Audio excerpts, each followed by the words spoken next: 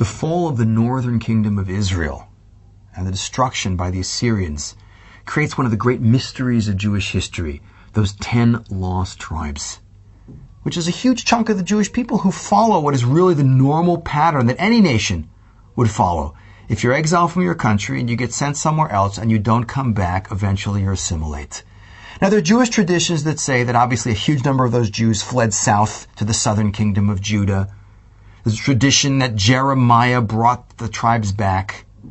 But it's also fascinating that a lot of those Jews disappeared. We have a tradition, too, that in the Messianic era they will come back also. But that's in the future.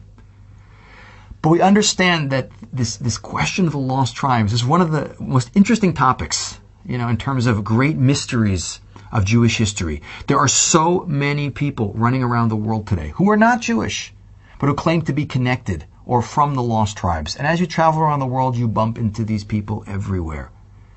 My favorite example is the Pashtunim in Afghanistan today, by the Khyber Pass. These are serious Taliban Muslim fundamentalists, but they have a tradition that they're one of the lost tribes. And they're actually called the Jewish Muslims because they have so many interesting Jewish type style customs that they do in addition to the Muslim things that they do. And they could well be one of the lost tribes, but they're one of many people. But it illustrates a bigger point about the Jewish people and the world today.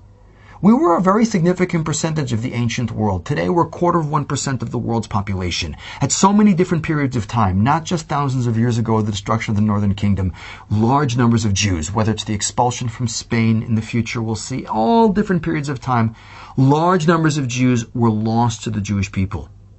Which brings us to the reality of the world today. That probably for every person in this world who is a Jew, there are probably 1,000 people who have Jewish blood that are not Jewish.